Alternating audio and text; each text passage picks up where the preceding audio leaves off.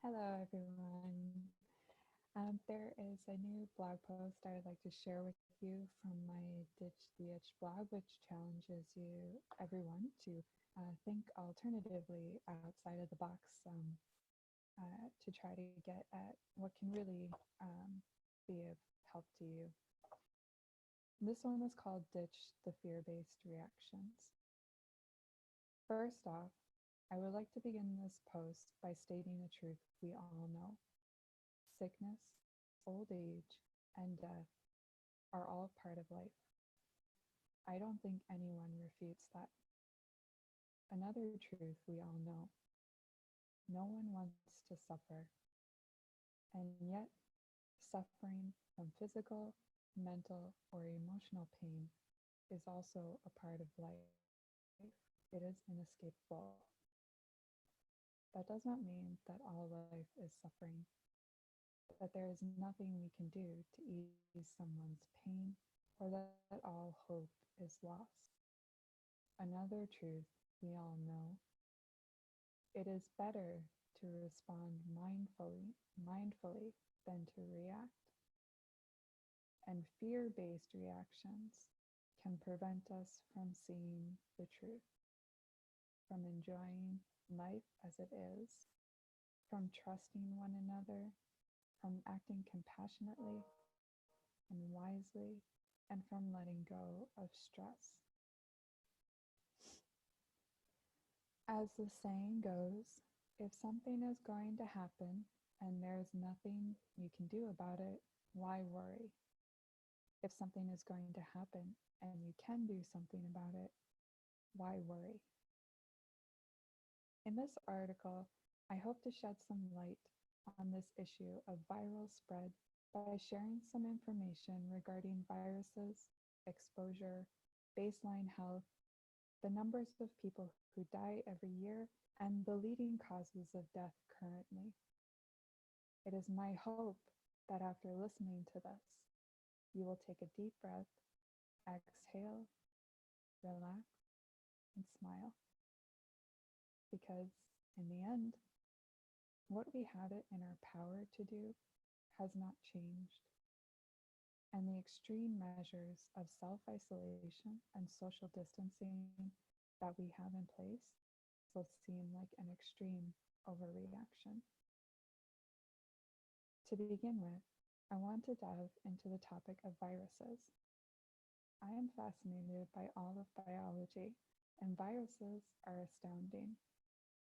They are the most abundant microorganism on the planet. Of the viruses we have discovered, we still don't know everything about them, and they are a tiny fraction of all the viruses that exist. Viruses also mutate quickly, and so the existing population of viruses today will very likely be different tomorrow. Viruses play key roles in ecological systems, in marine environments, soils, and I would argue in any organism they become a part of. Did you know that 34% of human DNA is viral? I find it fascinating that a virus is basically encapsulated genetic material, either RNA or DNA. They exist in environments, but only reproduce in host cells, and the apparent goal is to transport its genome. They basically stitch their genetic material into the genes of whatever host it becomes a part of. To make it even more interesting, viruses can only attach to host cells that they have receptors for. Why would this be happening? This is a very important question to ask. Somehow, we have associated viruses with personality traits, and when we refer to viruses in humans, they are attacking us. But viruses don't start out harmful, and there may be a very important role for viruses in the development of our immune systems. I would theorize that viruses may also play a role in adaptation, providing a genetic material that will change the host organism to better suit its environment.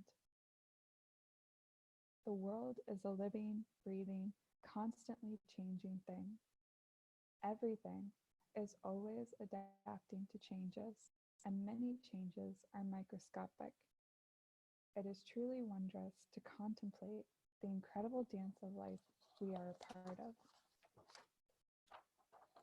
Viruses exist in us and all around us. They are the most abundant microorganisms on the planet, as I mentioned before. Imagine right now all of the microorganisms, the viruses and bacteria, the mites, etc., that exist all around you and on you and in you. You have heard about the human microbiome recently and the important role that it plays in our overall health. You may have heard that our microbiome makes up somewhere between 90 to 99% of our DNA, and that little tiny percentage left over is specifically human.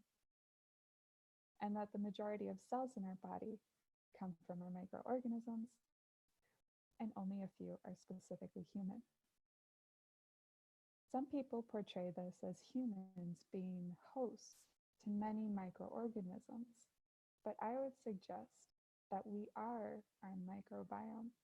Without the microbiomes that are part of this mass we call the body, there would be no body. Just think about it.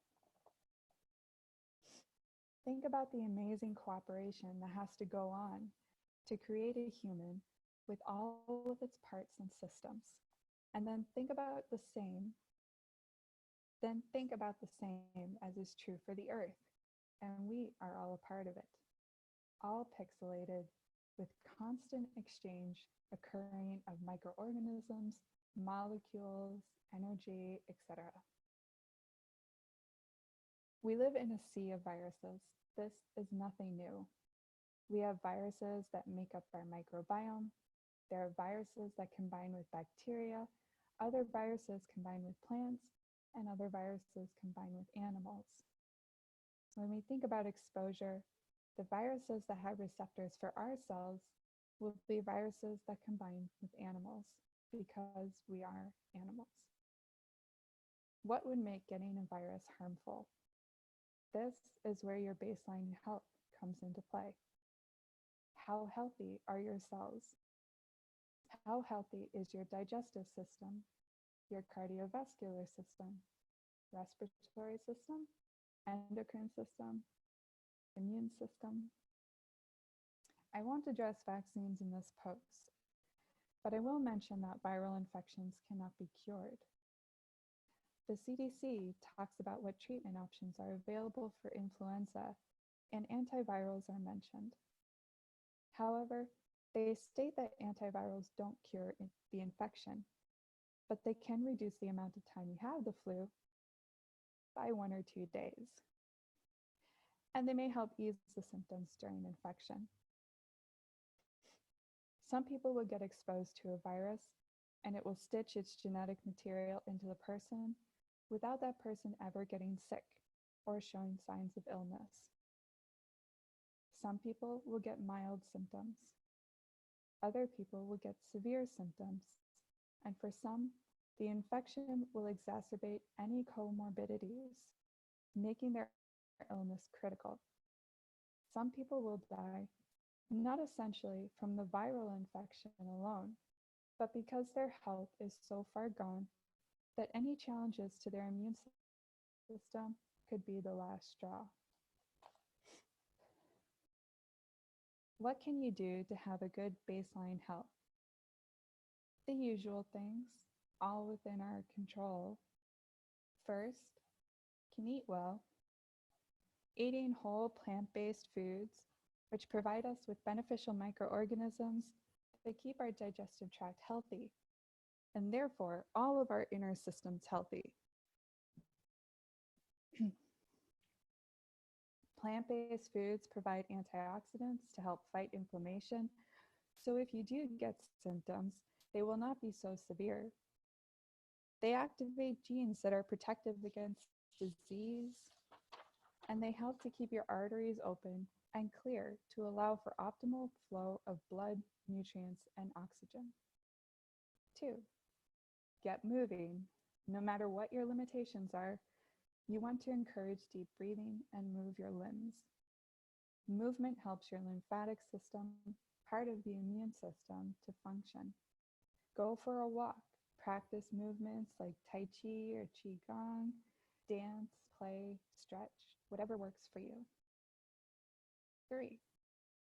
Spend some time outdoors. Being in nature with the fresh air and exposure to sunlight, even on cloudy days, is always helpful. You can tell this yourself just by how your mood changes from spending time outside. Not every day is great for going out, especially when it's stormy, but when you can get out, go. Relax. It's number 4. Stress suppresses the immune system. Remember, if it's going to happen and there is nothing you can do about it, why worry? If it's going to happen, but there is something you can do about it, then why worry? Don't waste your energy on worrying. Do what you can and trust that whatever happens, it is your choice to respond in a way that best benefits you or doesn't. 5. Don't overdo the cleaning. Remember, we have beneficial bacteria on our skin, especially if we are eating well and encourage a healthy environment of microorganisms. Killing off all bacteria means we leave the ground bare for any bacteria to jump on board. The same goes for taking broad-spectrum antibiotics. Be cautious of the cleaning agents we use in the house. Stay away from perfume products and aerosol sprays. There are many products out there that are worse to be exposed to than exposure to microorganisms. Remember the infinite number of microorganisms all around us?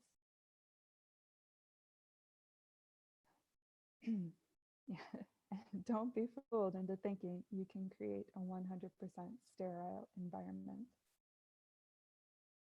And 6, if you are immunocompromised and it is flu season, just be sure to take precautions such as eating well, getting movement, relaxing, and keeping a distance from people who are sick. We cannot shut ourselves away forever, so the best things to control are what you yourself do. There are medications people take commonly that suppress the immune system, and you should be aware if you are taking any. There are also things people eat that suppress the immune system or cause the immune system to act in overdrive due to constant exposure to dietary toxins. These things include vegetable oils, meat, dairy, fish, chicken, etc. If you aren't aware about how these foods can suppress the immune system or push it into overdrive, you can email me for research or do the research yourself. It is very useful to know. Now, to put viral-associated illnesses and deaths into perspective, I want to talk about the fact that many people die every second on this planet. Many people are born, and there are much more concerning causes of death than viral-associated illnesses. Since 2015, there are just over 140 million births in a year, and it was projected to be the same in 2020. There are around 57 million deaths globally per year, and the deaths were projected to rise to meet the annual number of births as populations were increasingly consisting of more elderly people and less younger people. When the deaths meet the number of births per year globally, human population growth will end up being stable, no longer increasing. In a study that looked at the discrepancy between the dominant causes of death and what is covered by the media, approximately 1/3 of deaths in the US alone are due to heart disease. But these deaths receive only 2 to 3% of media coverage. Just under 1/3 of deaths in the US are due to cancer, but these only receive 13 to 14% of media coverage. Over 2/3 of media coverage on causes of death focus on violent deaths, which only account for 3% of total deaths in the US. The same numbers can be applied globally. In the Global Burdens of Disease study, the top 10 leading causes of death globally come from preventable, non-communicable chronic degenerative diseases, heart disease topping the list. As Dr. Michael Greger states in his book, How Not to Die, one person every 83 seconds, every hour, around the clock, year after year, is dying from heart disease. Heart disease, type 2 diabetes, obesity, cancer, etc., are all diet-related illnesses that can be prevented, treated, and even sometimes reversed with a healthy diet and lifestyle. It is important to be mindful of anything we put into our bodies, even medications. The third leading cause of death is actually due to medical care. If we look at the numbers from the seasonal flu provided by the CDC in the US, we'll see that only a small percentage of deaths are attributable to the flu. In 2012, the total numbers of reported deaths were around 2.5 million people, and only 0.47% were attributable to the flu. In 2013, the percentage was still small, around 2% of total deaths. Many people are concerned about numbers coming out of Italy concerning the COVID-19 virus. Let's look at the leading causes of death in Italy from 2017. I'm going to list them from 1 to 10. Ischemic heart disease, Alzheimer's, stroke, lung cancer, COPD, hypertensive heart disease, colorectal cancer, diabetes, chronic kidney disease, and 10 is lower respiratory tract infection. Even if lower respiratory tract infections on the list at number 10, they still only accounted for 2.12% of total deaths, according to the Global Burdens of Disease study. But there is something curious about the top 10 leading causes of death in Italy, and it should pop out at you. There are 3 lung diseases. Why would that be? Well, let's look at the top 10 risk factors that cause the most disability and death combined in Italy for the same year. Number 1, tobacco. 2, high blood sugar. 3, high blood pressure. 4, dietary risks. 5, high BMI. 6, alcohol use. 7, high cholesterol.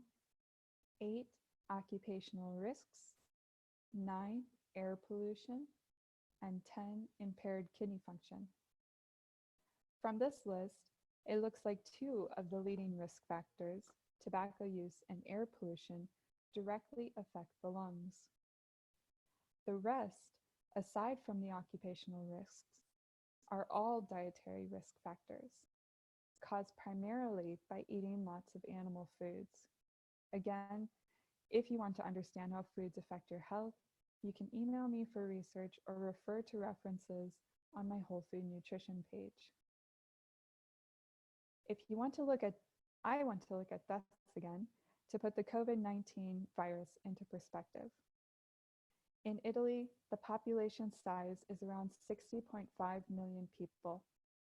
According to the World Bank, Italy's annual death rate is around 10.7 per thousand annually. If you do the math, that means around 53,900 people die every month. If the same number died every month, but just for the sake of simplicity, we'll go with this. That's quite a lot of people. According to the World Health Organization, the highest percentages of men and women who die will die from cardiovascular disease or cancer. For men, 33% is attributed to cardiovascular, 33% cancer. Women, 40% cardiovascular and 24% cancer. When we look at respiratory disease, 8% of deaths in men are contributed to that, and 6% of deaths from women. The latest number of deaths associated with COVID-19 in Italy were around 7,500. If I compare that 7,500 with the 53,900 deaths monthly, that helps to see how concerning this viral associated illness is. Now it's been 4 months since the apparent start of the COVID-19 season, and worldwide, there has been a recorded 552,599 cases and 25,042 deaths. Remember the number of deaths globally per year, around 57 million. In the US, there have been a recorded 68,444 cases and 944 deaths. Let's look at the CDC data about the seasonal flu for this season from October 1st, 2019 to March 14th, 2020. 38 to 54 million flu illnesses. 17 to 25 million flu-related medical visits. 390,000 to 710,000 flu hospitalizations, and somewhere between 23,000 and 59,000 deaths attributed to the flu. Let's go with 23,000 deaths, the lower end. That would be something like 4,600 deaths per month in a 4-month period. For COVID-19, from December to March, there are 944 deaths associated with the virus. People do get sick and people do die. There are things we can control and many things we cannot control. There is no risk of people overwhelming hospitals since, as of yesterday, and I believe this was published on Sunday, March 29th, in the US alone, based on the number of cases confirmed with COVID-19 and vacancy rates in hospitals, there are around 5.77 beds for every person with COVID-19, should they need it. When we stop to breathe, to look at the bigger picture, and to put things into perspective, the fear can go away. We will never eradicate viruses from the planet. They are an integral part of this earth and of us. I hope this post gives you some peace of mind and also helps you to question how information is reported, regardless of where it is coming from, media or doctors or government. I found all of my research easily, and so can you, from reputable sources, such as the Global Burdens of Disease Study, ourworldindata.org, the World Bank, and the CDC. Ditch the fear-based reactions. Life is amazing and too short to live shut away in fear of sickness and death. There are ways to live responsibly that make sense, and they are joyful. Thank you. If this has been of any help to you, please subscribe and share this with anyone else who you think might benefit.